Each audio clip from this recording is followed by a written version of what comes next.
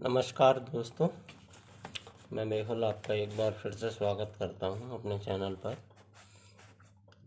तो हमने जैसा डिस्कस किया था, हम इलेक्ट्रिकल मशीन जो हमारा पहला सब्जेक्ट था वो हम शुरू करेंगे। लेकिन उसको शुरू करने से पहले कुछ बेसिक चीज़ें जो हम पता होनी चाहिए हर इंसान को, हर बंदे को जो यूपीपीसीएल जेईई की तैयारी के लिए लगा हुआ है, तो वो है बेसिक इलेक्ट्रिकल। अगर वो तुम नहीं जानते तो बहुत दिक्कत होंगी आपको मशीन पढ़ने में।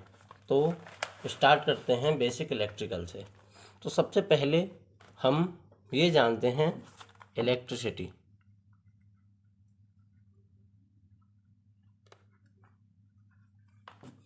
आप लोग अपने दिमाग में सोचें, इलेक्ट्रिसिटी होता क्या है। सीधी सी बात, इलेक्ट्रिसिटी सिंपली है क्या, एक फॉर्म ऑफ एनर्जी।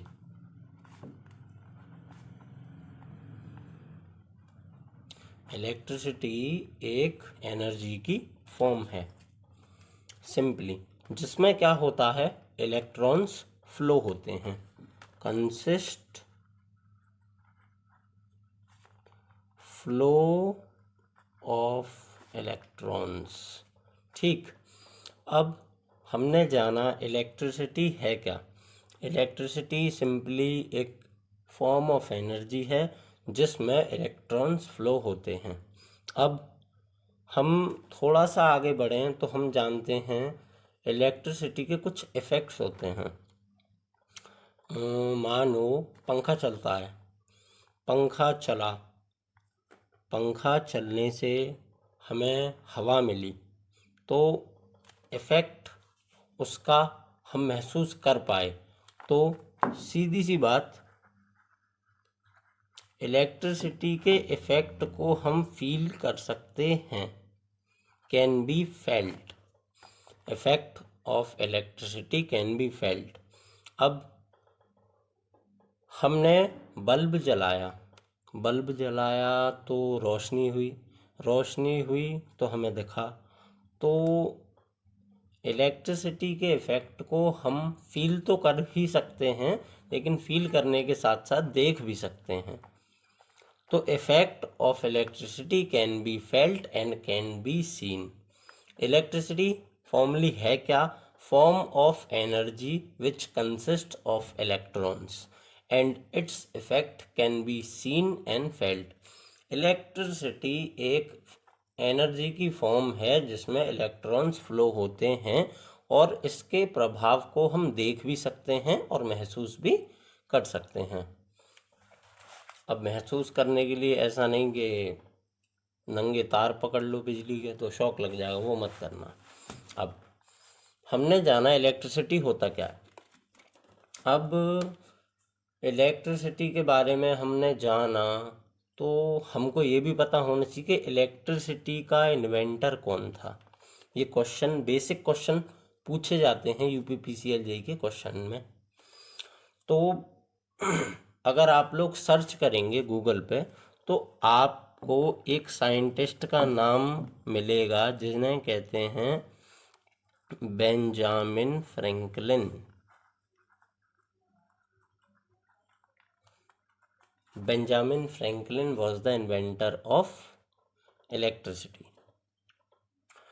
अगर क्वेश्चन आता है यूपीपीसीएल जेईई में या कहीं भी क्वेश्चन आता है जिसमें 4 ऑप्शन दिए हैं और पूछा गया है कि इलेक्ट्रिसिटी का इन्वेंटर कौन था, तो आप लोग सीधे सीधे टिक लगाएंगे बेंजामिन फ्रैंकलिन पर और आप हो जाएंगे गलत।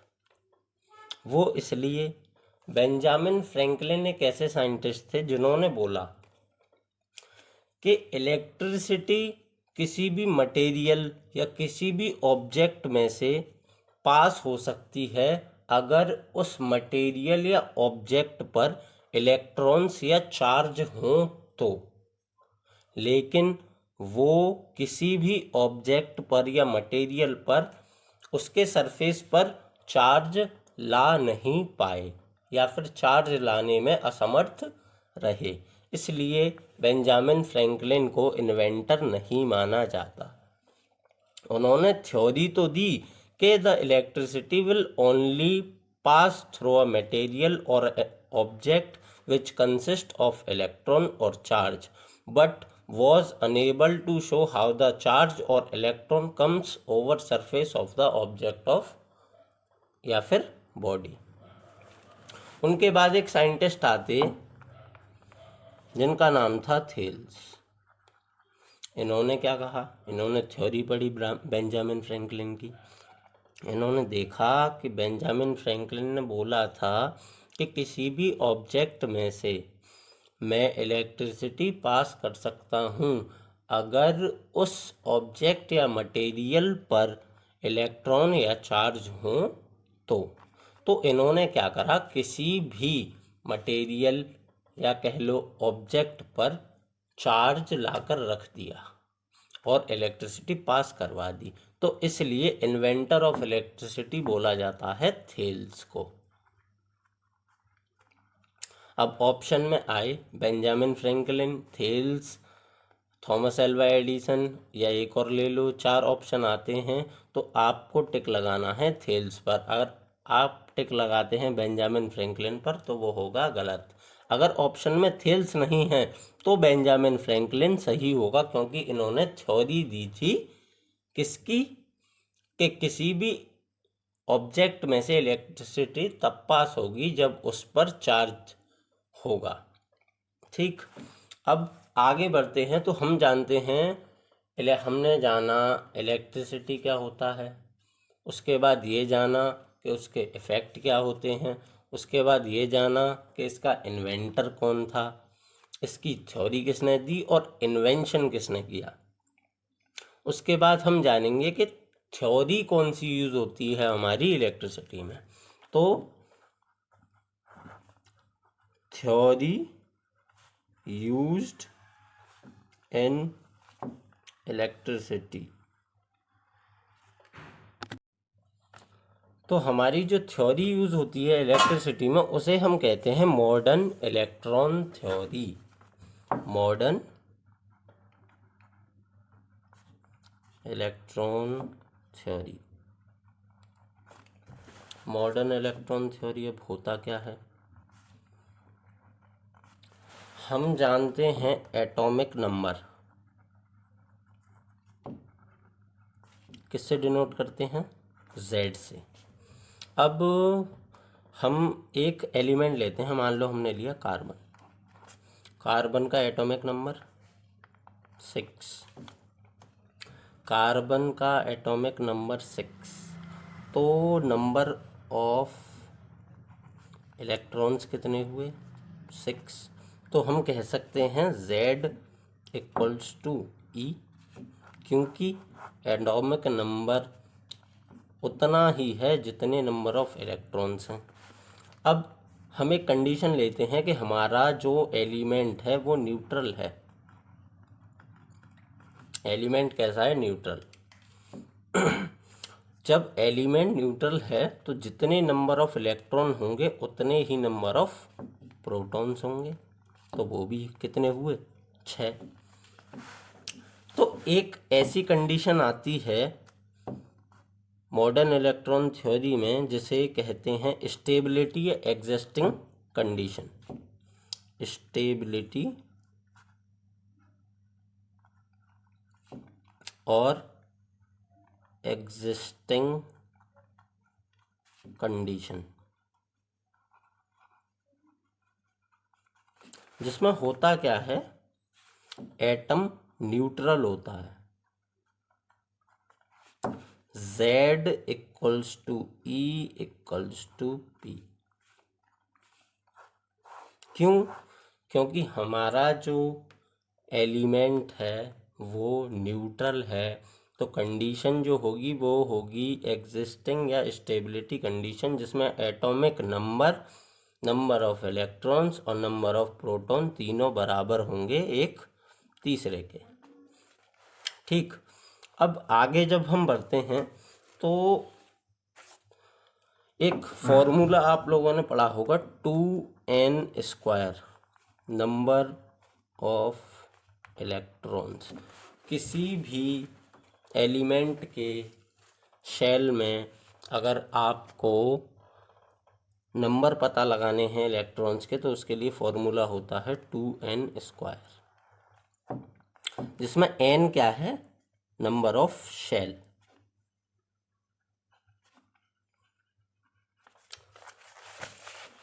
हमने लिया था कार्बन, जिसका एटॉमिक नंबर था 6। अब हमें पता लगाना है उसके सेकंड शेल में कितने इलेक्ट्रॉन्स होंगे, तो उसके लिए फॉर्मूला है 2n²। 2 न्यूमेरिकल नंबर है, n नंबर ऑफ शेल, कौन से शेल में पता लगाना है, दूसरे में, उसका स्क्वायर 2 × 4, तो 2 × 4 = 8। तो हमें पता लगा कि सेकंड शेल में KLMN 1 2 3 4। अब हम इसी फॉर्मूले से पता लगा सकते हैं कि फर्स्ट शेल में कितने इलेक्ट्रॉन्स होंगे, 2। सेकंड शेल में अभी हमने निकाल के देखा कितने इलेक्ट्रॉन होंगे, 8। थर्ड शेल में कितने इलेक्ट्रॉन होंगे, 18। फोर्थ शेल में कितने इलेक्ट्रॉन होंगे, 32। अब इसके बाद इसमें एक एक्सेप्शन होता है, ये क्वेश्चन पूछा गया UPPCL JEE में, कि last shell will only contain 8 electrons until the next cell come into existence। मतलब क्या हुआ कि किसी भी शेल में 8 ही इलेक्ट्रॉन होंगे जब तक अगला सेल एग्जिस्टेंस में ना आ जाए। तो बात समझे कि last shell will only contain 8 electrons until next cell come into existence. 8 shell ही रहेंगे जब तक अगला शेल एग्जिस्टेंस में नहीं आता। अब हम जब आगे बढ़ते हैं हम जानेंगे charge.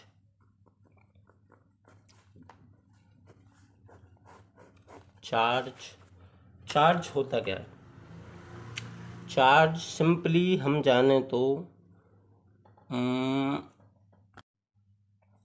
Charge fundamental property of a body, when it is placed in electric field it experiences a force over it, the force can be positive और negative।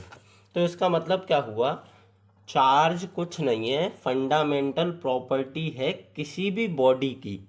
अगर उस बॉडी को हम किसी इलेक्ट्रिक फील्ड में रखते हैं तो वो अपने ऊपर एक फोर्स एक्सपीरियंस करती है। उसे ऐसा लगता है कि मेरे ऊपर एक फोर्स लग रहा है, लगता नहीं है, एक्चुअली में लगता ही है। जो फोर्स कैसा होता है, या तो पॉजिटिव होगा या नेगेटिव होगा। तो चार्ज फंडामेंटल प्रॉपर्टी है किसी भी बॉडी की। जब उस बॉडी को हम इलेक्ट्रिक फील्ड के अंदर रखते हैं तो उसे एक एक्सपीरियंस होता है फोर्स, जिसे कहते हैं चार्ज। और वो चार्ज हो सकता है पॉजिटिव भी और नेगेटिव भी। अब हम चार्जेस की कुछ प्रॉपर्टीज पढ़ेंगे। Properties of charge.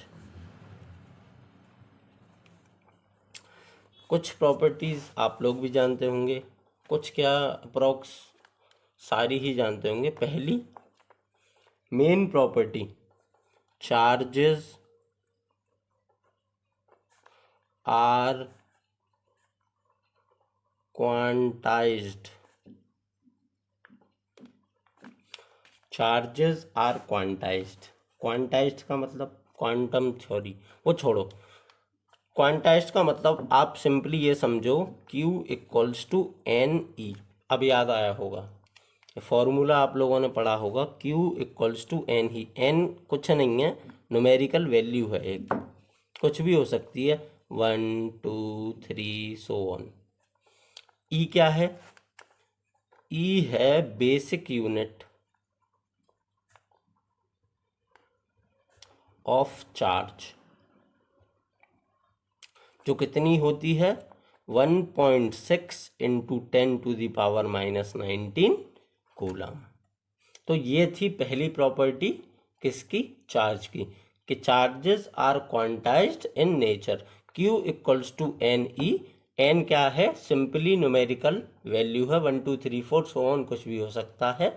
ई क्या है? बेसिक यूनिट ऑफ चार्ज, वो क्या होती है? 1.6 इंटू 10⁻⁻19 कूलम। अब हम सेकंड प्रॉपर्टी पर आए तो सेकंड प्रॉपर्टी होती है charges are additive in nature. Additive in nature, ये सिंपल सी प्रॉपर्टी है, ये सारे लोग जानते होंगे। चार्जेस जुड़ते हैं, प्लस प्लस, मान लो +2 है और +2 है तो +4 हो गया, +2 और -2 है तो कितना हो गया? 0। तो charges are additive in nature. तीसरी मेन प्रॉपर्टी आती है, आप लोगों ने, चलिए, when charge are applied on a hollow conductor they passes over the surface. मतलब समझिए, ये हमारा एक खोखला चालक है, होलो कंडक्टर, ये अंदर से खोखला है। मैंने क्या करा? इस पे चार्ज डाला। जब इस पे चार्ज डाला गया तो चार्ज इस होलो कंडक्टर के अंदर से ना जाकर ऊपर के सरफेस से पास हो जाएगा। मतलब समझे, ये हमारा एक खोखला चालक है, मतलब हॉलो कंडक्टर है। मैंने इस पर चार्ज डाला, चार्ज डालने के बाद होता क्या है? चार्ज इसके अंदर से पास नहीं होगा, चार्ज जो इसकी सरफेस है, इसकी सरफेस से होकर चला जाएगा। इसका अगर एक बेस्ट एग्जांपल लिया जाए तो कभी भी मान लो आप घर से बाहर हो, कार के अंदर, और बिजली कड़क रही है, तो सारे खिड़की दरवाजे बंद कर लो। अगर आपकी कार के ऊपर बिजली गिरती है तो वो बिजली ज़मीन में चली जाएगी बिना आपको हार्म करे। क्यों? क्योंकि बिजली कार के सरफेस पे से होकर ज़मीन में चली जाएगी। आप कार के अंदर बैठे हैं और कार क्या एक्ट कर रही है? एज अ हॉलो कंडक्टर, खोखला चालक का काम कर रही है कार। तो इसलिए आप अगर कार के अंदर बैठे हैं और कार पर बिजली गिरती है तो आपको कुछ भी नहीं होगा, अगर खिड़की दरवाजे सारे बंद हैं तो। ठीक, अब बढ़ते हैं चौथे पॉइंट के ऊपर। चौथा सिंपली, अब सारे लोग जानते होंगे कि charges can not be destroyed and can not be created. तो चार्ज, ना तो चार्ज को हम बना सकते हैं, क्रिएटेड, नॉर बी डिस्ट्रॉयड। तो चार्ज ना तो बन सकता है और ना ही डिस्ट्रॉय हो सकता है, बस वो एक फॉर्म से दूसरी फॉर्म में या एक बॉडी से दूसरी बॉडी पर जा सकता है सिर्फ।